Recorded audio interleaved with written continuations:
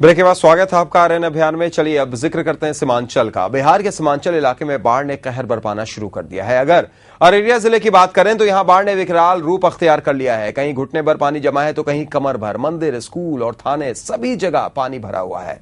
लोगों को ऊंची जगहों पर शिफ्ट किया जा रहा है। एक रिपोर्ट।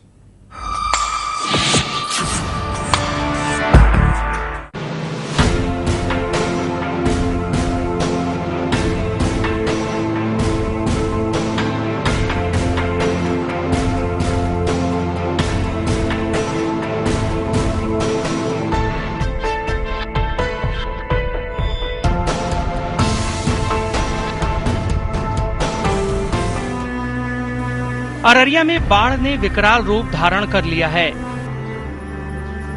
लोगों के घरों में पानी घुस गया है। चारों तरफ से पानी में घिरे लोग किसी तरह से जी रहे हैं।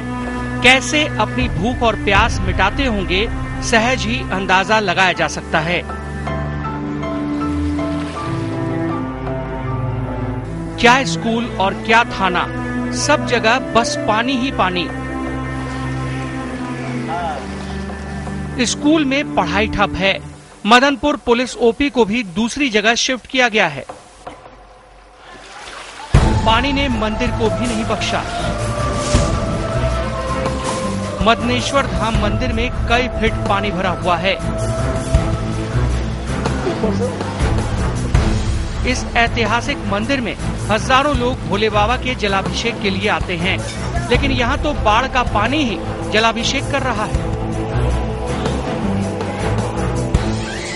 अभी बड़ी तादाद में लोग स्कूल में शरण लिए हुए हैं, लेकिन अगर जल स्तर बढ़ने का सिलसिला इसी तरह जारी रहा तो लोगों को दूसरी जगहों पर शिफ्ट होना पड़ेगा। जब हर तरफ पानी ही पानी जमा हो तो खाने पीने का इंतजाम कैसे होगा? सो लोग भूख और प्यास से परेशान हैं। प्रशासन के रवैये को लेकर भी इनमें काफी नाराजगी है। बहुत दिक्कत है, घर से बेघर हो चुका है, माल जाल का बहुत स्थिति खराब है। कोई ऐसा आया है सरकारी लोग भी कोई इधर? और यहाँ पर तो कोई सरकारी लोग आया हुआ नहीं। पानी आ चुका है, ऑफिस में घुस सकता है जी। चारों साइड से पानी बहुत हो गया है, जहाँ का आना जाना बंद हो रहा है। इस स्थिति से महिलाएं भी काफी परेशान हैं। उन्हें खुद से ज्यादा अपने कलेजे के टुकड़े की भूख की चिंता है। प्रशासन से समुचित मदद नहीं मिलने से उनकी परेशानी बढ़ गई है। हो गया है, यहाँ मिडिल स्कूल में रहते हैं। तो ये जो मतलब है पानी कब घुसा था आपका? कल ले घुसा है, कल ले 6 बजे शाम में। तो सब चीज डूब गया? सब डूब गया, सारा सामान चला गया।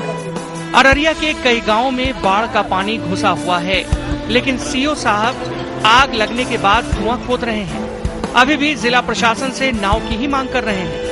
डीएम साहब भी बाढ़ पीड़ितों के लिए कुछ ठोस इंतजामात करने की जगह सरकारी राग अलापने में लगे हैं। हम लोग पूरा अपने जिला प्रशासन से जो है प्रयास किए हुए हैं। अच्छा, कितने नाव की आवश्यकता है अभी? 10 नाव का हमको आवश्यकता है अभी। और जितने भी प्रभावित लोग हैं उनको हर तरह से उपस्थित रह करके उनको हर प्रकार से सहयोग कर रहे हैं।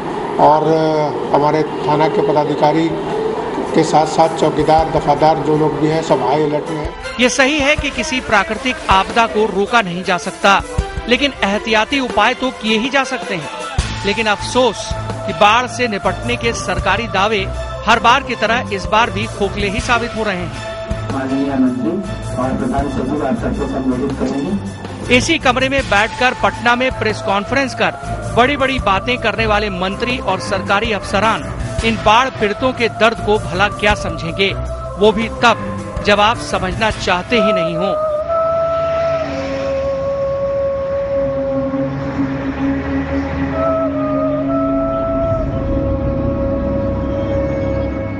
आरएन न्यूज के लिए सुपौल से राकेश भगत की रिपोर्ट।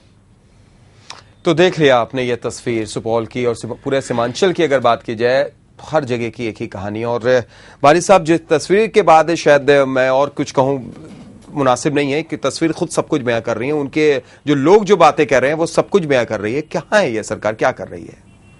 बिल्कुल स्थिति भयावह है वहाँ, और भयावह स्थिति होने के पूर्व भी ये जानकारी लोगों को होती है कि बाढ़ आने वाली है, लेकिन उसके बावजूद एक 15 डेडलाइन होता है कि 15 जून के बाद वर्षा होगी और बाढ़ आएगी, लेकिन उसके बाद भी सरकार सचेत नहीं हुई, या सरकार सिर्फ ये कहती रही कि हम सचेत हैं, हम पूरी तैयारी कर रहे हैं। वो फहरिस्त आपके सामने थी उस दिन, आपने जो देखा था लंबी चौड़ी फहरिस्त। बिल्कुल ही, और सरकार के जो दावे हो रहे थे और प्रेस कॉन्फ्रेंस के जरिए जो है दावे की पोल तो खुल रही है, कहीं ना कहीं सरकार को तुरंत गंभीर होना चाहिए और इस वक्त सरकार को सहायता करने की जरूरत है, सरकार को तुरंत अभिलंब कार्रवाई करने की जरूरत है और जो बाढ़ आ गई है कम से कम उसमें जो लोग फंस गए हैं उनको निकालने, उनको भोजन पानी की व्यवस्था करने, उनको किसी तरह की परेशानियों से निकालने के लिए पूरी कोशिश प्रयास करना चाहिए, और न कि इस तरह के कुछ राजनेताओं के द्वारा ये कि कांग्रेस के जिम्मेदार है और जेडीयू जिम्मेदार है और केंद्र सरकार जिम्मेदार है और राज्य सरकार जिम्मेदार है। जिम्मेदारी जिसकी होती सरकार होती है उसकी जिम्मेदारी होती है, चाहे कहीं भी कोई विपदा आए,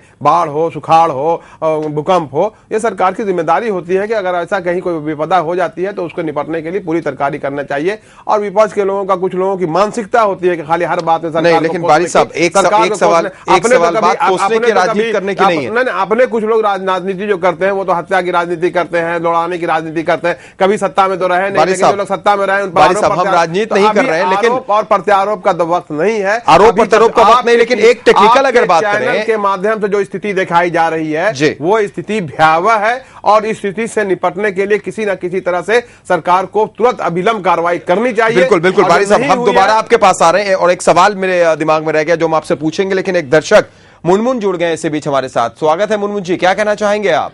हाँ जी सर, मैं यह कहना चाहता हूँ, अभी जो सीओ साहब को आपने दिखाया था जी, तो वो अभी नाव की मांग कर रहे हैं। जब बरसात आ गया है जी, ठीक है, ये सब चीज तो पहले से करके रखना चाहिए। वही तो हम कह भी रहे हैं कि जब आग लगी है तब कुआं खोदने की बात हो रही है, और ये सब चीज उनको पहले से करके रखना चाहिए था ना प्रशासन लोग को। जी बिल्कुल, बहुत बहुत शुक्रिया मुनमुन जी, आपकी बात हम समझ रहे हैं और निश्चित तौर पर बहुत काफी देर होती है। लेकिन बारी साहब, मेरा एक सवाल था, जिसको आप राजनीति की बात कह रहे थे या ये कह रहे थे कि विपक्ष आरोप लगाता है या एक सवाल किया जाता है, इसको राजनीति किया जाता है, लेकिन हमारे साथ यहाँ पर जो विशेषज्ञ मौजूद हैं ये किसी पार्टी से बिलोंग्स नहीं करते हैं। इनका सीधे तौर पर यह कहना था, जो आपने भी देखा होगा, कि सबसे बड़ी बाढ़ की जो वजह बिहार की है वो ये है कि अपनी बारिश से ज्यादा दूसरे की बारिश यानी नेपाल की बारिश एक अहम वजह है और ये लगातार कई सालों से हम देखते चले आ रहे हैं। तो क्यों नहीं यहां पर केंद्र सरकार एक इंटरनेशनल टॉक करती है? हम इसलिए केंद्र सरकार को बोल रहे हैं क्योंकि ये राज्य सरकार की जिम्मेदारी नहीं है। अगर नेपाल से वार्ता होगी तो इसमें केंद्र सरकार को ही बात करनी होगी। तो यहां पर तो कांग्रेस पर एक सवाल उठ रहा है, बारी साहब, आपको मानना होगा। बिल्कुल मानना होगा, कांग्रेस पर नहीं, जो भी केंद्र सरकार पर होगी उस पर जिम्मेदारी होती है। और ये बात बहुत करीब 90% सही है कि जो बाढ़ की स्थिति बिहार में होती है और जिससे बिहार के लोगों को परेशानी होती है वो नेपाल के पानियों से होती है। और नेपाल में कहीं ना कहीं उन पानियों को रोकना, पानियों के आने का सिस्टम बनाना या जो दरख्त लगा करके, वृक्ष लगा करके वो पानी को रोकने का जो होता है वो कोई बड़ी इच्छा शक्ति के साथ ही हो सकता है। तो और मुझे जहां तक जानकारी है, मुझे याद है कि पिछले दिनों केंद्र सरकार ने नेपाल सरकार से बात की थी और उसमें पटना आकर के केंद्रीय कृषि मंत्री ने, सिंचाई मंत्री ने बिहार की सरकार को लेकर नेपाल में बात करने की कोशिश की थी, लेकिन उसके पॉजिटिव परिणाम अभी तक उसके नहीं निकल रहे हैं। अभिलंब इसके पॉजिटिव परिणाम निकलने चाहिए और नहीं तो हर साल आने वाले दिनों में, अभी जो बाढ़ आई है यही स्थिति हम अभी जब से हम लोगों ने होश संभाला तब से देख रहे हैं और कहीं आने वाली पीढ़ी भी कहीं यही सूचना देखती रह जाए। इसलिए मैं एकदम आपके चैनल के माध्यम से कहना चाहूंगा कि इच्छा शक्ति से केंद्र सरकार, राज्य सरकार, किसी की भी केंद्र सरकार हो, राज्य सरकार हो, बीच में एनडीए की सरकार भी थी 6 साल तक, कोई भी सरकार हो, मैं किसी पर आरोप और प्रत्यारोप की बात नहीं करता हूं। मैं तो इतना कहना चाहता हूं कि जो भी सरकारें होती है उनकी दायित्व होती है कि वो जनता की परेशानियों को निजात दिलाए और अभी तक नहीं परेशानी से मुक्ति हुई है, ये परेशानी का वो सबब है। इसलिए अभिलंब केंद्र सरकार को इसमें हस्तक्षेप करके ऐसा कार्रवाई करना चाहिए ताकि आइंदा साल आने वाले, कम से कम इस साल तो जो हो गया सो हो गया, आइंदा आने वाले सालों में इस तरह की भयावह स्थिति बिहार की जनता को देखने को नहीं मिलेगा। और जहां तक बाढ़ आती है तो बाढ़ तो पूरे देश के कई राज्यों में, आसाम में भी आई है, अभी उत्तर प्रदेश के कई राज्यों में। आसाम की भौगोलिक स्थिति, हमारी भौगोलिक पॉपुलेशन में काफी फर्क है। हमारी भूगोलिक स्थिति खराब है। हमारी भूगोलिक स्थिति है कि पूरे नेपाल की वजह से हम लोग परेशानी हो रही है। नहीं, लेकिन वहां के अगर आप देखिएगा तो यहाँ की स्थिति, वहां की स्थिति में पानी आता है, निकल जाता है। बिहार की स्थिति थोड़ा अलग है, और प्लस यहाँ की आबादी भी आप देखिए। यही तो मैं कहना चाह रहा था आपसे, पहले ही मैंने कहा था कि यहाँ से बाढ़ से रोकने के लिए जब तक नदियों को जोड़ने का एक बड़ा प्लान नहीं हो सकता है, पानी तो जब होगा नेपाल में तो रोका नहीं जा सकता है। उसको रोकने के लिए कुछ प्रयास किए जा सकते हैं, दरख्त लगा करके पानी के स्पीड को कम किया जा सकता है, सिल्क को रोका जा सकता है। ये सब चीजें तो बहुत है, लेकिन कोई भी सरकार हो, चाहे वो केंद्र सरकार हो या राज्य सरकार हो, और मुकेश जी किसी की भी सरकार हो, मैं ये वो नहीं कहना चाहूंगा, लेकिन कहीं ना कहीं इच्छा शक्ति की कमी जरूर है। वरना ये चीज जानते हुए भी आज 66-67 साल हो गए, बिहार को ऐसे रोना नहीं होता। नहीं, जिस बात का हम लोग अभी मूल्यांकन कर रहे हैं, बाढ़ की जो यहाँ की त्रासदी है, पहले तो इस चैनल के माध्यम से हम लोग किस ढंग से दोनों पक्षों को, चूंकि देखिए त्रासदी आ गई है, बाढ़ आ गया है, बाढ़ जो है वो बिहार के विभिन्न जिलों में फैल रहा है, और बड़ी संख्या में जो सरकारी आंकलन है, जो हम लोग आज प्रेस और मीडिया के माध्यम से पढ़ रहे थे, सरकारी जो आंकड़े हैं उनका कहना है कि 4 से 5 लाख लोग जो है बाढ़ से प्रभावित हो चुके हैं और बेघर हो चुके हैं। तो ये जो 4 से 5 लाख का आंकड़ा आज 12 जुलाई को है, और ये पूरा जुलाई का महीना बाकी है, और अगस्त का महीना बाकी है, और सितंबर के प्रथम सप्ताह, द्वितीय सप्ताह तक ये समस्या हम लोगों को झेलनी है। तो पहले तो इस बात को हम लोग को स्वीकार करना होगा, इसमें राजनीति करने की कोई बात नहीं उठती है, क्योंकि आप राजनीति करने का समय बाद में आएगा। अभी जनता को बचाना और जनता को की जान माल की क्षति को रोकना, वो हम लोगों की, और जो भी इसके बारे में सोच रखते हैं, उसके लिए सबसे बड़ी प्राथमिकता है। तो मेरा इस संदर्भ में ये कहना है सैयद साहब कि जो भी सरकार जो है अभी राज्य सरकार जैसे हमारी है, और उनका जो नियंत्रण है और जो बाढ़ को रोकने के लिए प्रभावशाली कदम उठाने की बात कर रहे हैं, तो सबसे महत्वपूर्ण तो ये है कि जो जिन जिलों में बाढ़ आया है वहां जैसे आपके जिलाधिकारी और अंचलाधिकारी जिस ढंग से निष्क्रिय भाव से काम कर रहे हैं, तो उनको सक्रिय करने की जरूरत है। दूसरी तरफ जिस ढंग से आपने जो चित्रण दिखाया है कि जनता के पास जो है वो व्यवहारिक रूप से और जमीनी रूप से वहां सामान नहीं पहुंच रहा है, या आपके अधिकारी नहीं पहुंच रहे हैं, तो आप ऐसी व्यवस्था सुनिश्चित करें कि वहां लोग और अधिकारी पहुंचें और जनता के दुख दर्द को समझने की कोशिश करें, और जो भी मदद यथासंभव मदद जो है वो पहुंचाने की कोशिश करें। तीसरी चीज जो समझ में आ रही है कि ये अभी भी कुछ जिले हैं, ये बहुत 3, 4, 5 जिलों में ही बाढ़ का प्रकोप आया है, और आपके पास अभी भी 15 से 20 ऐसे जिले हैं जहां बाढ़ 28 जिले उन्होंने जो चिन्हित किए हैं, जो चिन्हित 28 जिले, 12-15 ऐसे और जिले हैं जहां बाढ़ की त्रासदी अभी आने वाली है। तो अभी आप उसका पुनर्मूल्यांकन करके उन इलाकों में आप तटबंध को मजबूत करें, क्योंकि मैं एक बार इस बात का, चूंकि सभी लोग जिक्र कर रहे हैं लेकिन उसको खुलासा नहीं कर रहे हैं कि बाढ़ भ्रष्टाचार का एक बहुत बड़ा माध्यम भी होता है। जल संसाधन के इंजीनियरों को देख लीजिए, उनके जेई को देख लीजिए, उनके बड़े बड़े अट्टालिकाएं यहां पटना में खड़ी हैं, फ्लैट्स हैं, बाकी चीजें हैं। तो ये जो एक अदृश्य दानव जो है भ्रष्टाचार का, जो बाढ़ से जुड़ा हुआ है, तो वो उसके बारे में सभी लोगों को पता है, सरकार को पता है, जनप्रतिनिधियों को पता है। मैं इस बात का जिक्र भी करना चाहूंगा, जो ऐसे सांसद हैं या विधायक हैं, उस क्षेत्र में जितने बाढ़ के तटबंध के काम होते हैं, मिट्टी के काम होते हैं, ये इनके लोगों को मिलते हैं। चलिए, ये सारी चीजों इन सारी चीजों को रोकने का भी एक बहुत बड़ा तत्कालिक, चूंकि अभी बाढ़ 5-6 जिले में ही फैला है सैयद साहब, तो उन इलाकों में आप ऐसा प्रबंध करें कि बाढ़ की त्रासदी उतनी गंभीरता से नहीं आए जितनी गंभीरता से अभी आने वाली है। बिल्कुल, यानी एक बड़ी संख्या में लोगों की मौतें होंगी। जी बिल्कुल, अभी तो 8 हुई है, और सही कहा मुकेश जी ने कि अभी भी अगर आपने नहीं जागते हैं नींद से तो बहुत कुछ हो सकता है। एक दर्शक इसी बीच हमारे साथ अमित जुड़ गए हैं सहरसा से। स्वागत अमित, क्या कहना चाहेंगे आप? अमित जी, हमारी आवाज पहुंच रही है आप तक? तो लगता है कि फिलहाल उनसे हमारा संपर्क नहीं हो पा रहा है। कमलेश जी, जिस तरीके से चर्चा चल रही है, जो बातें चल रही हैं, एक जिक्र यहां पर भ्रष्टाचार की बाढ़ पर मुकेश जी ने कहा, बिल्कुल उस बात को भी हम मानते हैं कि कहीं ना कहीं इन सारी चीजों के पीछे हमने अभी तक नेताओं की बात की, हमने अभी तक राजनेताओं की बात की, सरकार की बात की, लेकिन अफसरों की भी बहुत बहुत बड़ा रोल होता है, क्योंकि 132 इंजीनियरों पर जिम्मेदारी दी गई थी, कई अफसरों की टीम बनाई गई थी। उनका यह काम था कि वो गश्ती करेंगे, उनका काम था तटबंध को जाकर देखेंगे, उनका काम था कि बांध किस तरीके के वो देखेंगे, पानी का जल स्तर क्या वो देखेंगे। शायद उन लोगों से भी चूक हुई, अगर चूक नहीं होती तो ये तस्वीर हम नहीं देखते। नहीं, पहली बात तो मैं ये कहना चाहता हूं कि उनसे कोई चूक नहीं हुई है जी। ये सचेतन की जाने वाली लगातार कार्रवाई है। 1947 से लेकर के आज तक जो भी सत्ता में बिहार का रहा हो, वो उन तमाम लोगों के बयान को बाढ़ के दौर में अगर देखा जाए तो जो बयान देते हैं वो एक ही तरह के बयान देते हैं। मैं कहना चाहता हूं, कभी जो एक सीओ साहब का मुस्कुराता हुआ चेहरा यहाँ टीवी स्क्रीन पर दिखाया गया, वह मुस्कुराता हुआ चेहरा क्या कहता है? जहाँ के लोग डूब रहे हैं, परेशान हैं, उनके धन जन की हानि हो रही है, शिक्षा उनका चौपट हो रहा है, उनकी संस्कृति चौपट हो रही है, और वहाँ का सीओ मुस्कुरा रहा हो, वहाँ पर बाढ़ आने वाली है। तो बाढ़ तो ये कोई झुंझुनू और चूरू में राजस्थान का आया नहीं है, यह हमारे यहाँ जून से शुरू होकर के, और मुकेश जी ने ठीक ही कहा कि मध्य सितंबर तक बाढ़ आता है। आप एक मिनिमम स्तर पर अगर आप नाव तक का इंतजाम नहीं कर सकते, वहाँ का सीओ करा कि नाव के बारे में लिखे हैं, जिलाधिकारी ने भी कहा है कि लिखे हैं, तो आप ये किसको लिख रहे हैं? क्या आप राम को लिख रहे हैं, भगवान को लिख रहे हैं, वो यहाँ पर नाव भेजेंगे?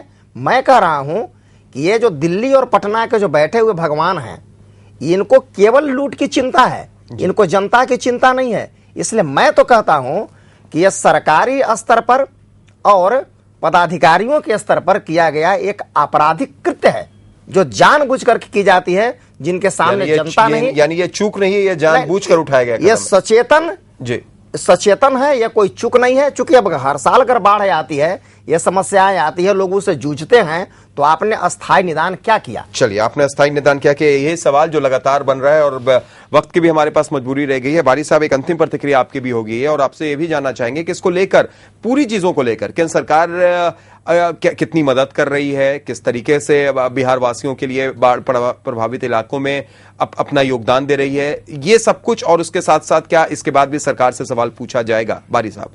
नहीं, कल ही मुझे जानकारी मिली, जैसे ये अररिया में बाढ़ की स्थिति हुई। हालांकि ये सब जो एरिया में जहां बाढ़ आई है अभी, वहां जनरली बाढ़ की उतना प्रकोप नहीं देखा जाता है। ये ऐसे इलाके हैं जहां बाढ़ के प्रकोप कम देखे जाते हैं, उस इलाके में आ गई है। और हमको जो जानकारी, तो और बड़ा अलार्म था एकदम, हमको जो जानकारी मिली है, केंद्र सरकार, राज्य सरकार भी सचेत हुई है, जैसा कि मैंने आपके चैनल के माध्यम से देखा है, और केंद्र सरकार की एक टीम भी आ रही है, और मुझे आशा ही नहीं, पूर्ण विश्वास है कि केंद्र सरकार इसको गंभीरता से लेगी, और गंभीरता से लेकर के केंद्र सरकार, राज्य सरकार, जो भी सरकारें हैं, वो इसे गंभीरता से लेगी, और गंभीरता से लेकर करके वहां की जो जनता आज परेशानी में है, जो स्थिति वहां भयावह हो चुकी है, जो लोग दर्दनाक स्थिति में है, उनको वहां से निकाल कर एक सुरक्षित स्थान पर पहुंचाने और उनके खाने पीने का इंतजाम करने, और भविष्य में ऐसा न हो इसका कोई ठोस उपाय करने की कोशिश करेगी। चलिए, बिल्कुल मुकेश जी, हम आपके पास भी आएंगे, अंतिम प्रतिक्रिया आपकी लेंगे, लेकिन उससे पहले एक दर्शक हमारे साथ हाजीपुर से जुड़ गए हैं। स्वागत है रोशन आपका, क्या कहना चाहेंगे रोशन जी? हाँ, हेलो जी, बोलिए, सुन रहे हैं हम। कहना यही है कि ये बाढ़ में जो हो रहा है, नौटंकी हो रहा है, इंजीनियर को बर्खास्त करना, चाहे कुछ भी हो रहा है, पहले से क्यों नहीं ये तैयारी रहता है कि अंतिम समय में भेजा जाता है लोगों को?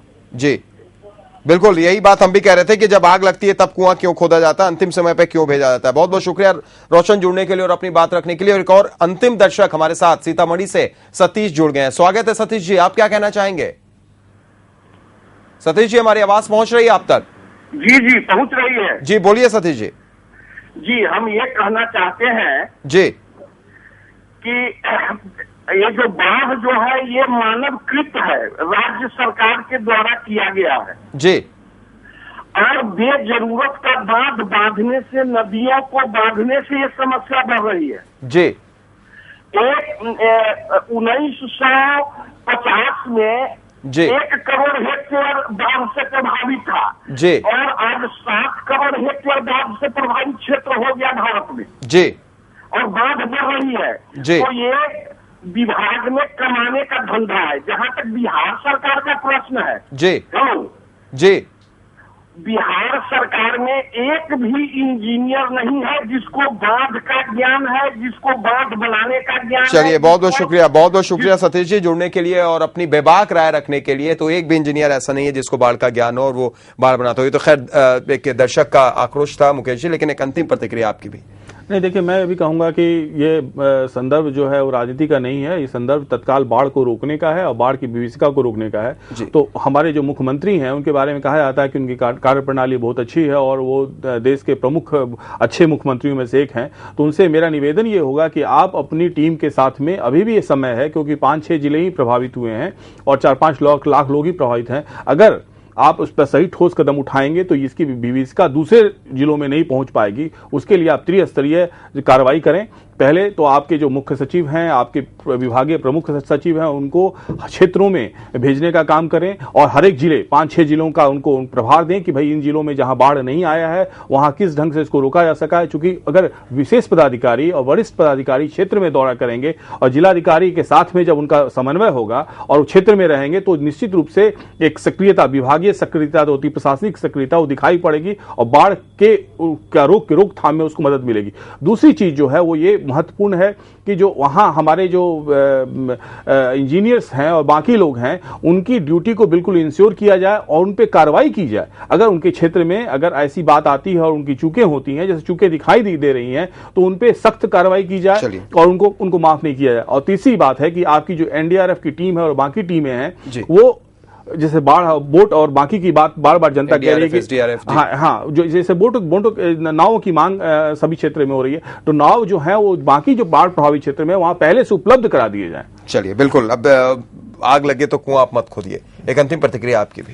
पहली बात तो कि ये सरकार माने बाढ़ प्रभावित क्षेत्र के जनता के समस्याओं के अस्थायी समाधान के लिए वो गंभीर नजर नहीं आती है। अगर बिहार में सबसे पहले तो जरूरी है कि हमारे यहाँ एक बड़े इलाके में बाढ़ आती है तो इस पर एक बाजाप्ता शोध संस्थान हो और आप बाढ़ की समस्या से निपटने के लिए आप स्वयं इन संस्थानों के जरिए इंजीनियर से लेकर के और स्वयंसेवी लोगों को सबको आप खड़ा कर सके। और दूसरी बात कि बाढ़ में जो आवश्यक जरूरतें होती है उसके लिए सरकार पहले से पूरी तैयारी करे, आप पूरी तैयारी करके ताकि चलिए तैयारी पहले से करे। तैयारी तो करती है लेकिन वो कागज पर करती है। जो तैयारी इतनी थी कि हमने आपको लगातार आरएन अभियान के माध्यम से दिखाया भी था। इसमें ये भी है कि रिलीफ जो है वो आपके पॉलिटिकल वेटेज गेन करने का माध्यम नहीं होता। चलिए बिल्कुल, वोट बैंक ना हो। खैर वक्त की मजबूरी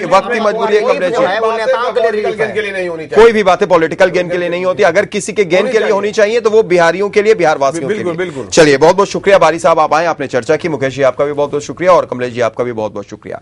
आप तमाम दर्शकों का भी बहुत बहुत शुक्रिया कि आप हमारे साथ जुड़े और आपने अपनी बेबाक राय हमारे सामने रखी। इस कार्यक्रम के बारे में अपनी राय और सुझाव आप हमें ईमेल भी कर सकते हैं और चिट्ठी के जरिए भी अपनी राय आप हमें भेज सकते हैं। तो आज के लिए इतना ही, दीजिए इजाजत, नमस्कार। आप इस कार्यक्रम के बारे में अपनी राय, अपने सुझाव, अपनी समस्याएं हमें इस ईमेल आईडी पर भेज सकते हैं feedback@rntv.co.in। पत्र भेजने का पता है संपादक RNTV, 306 Maharaja Kameshwar complex, Fraser road, Patna 8,01,000।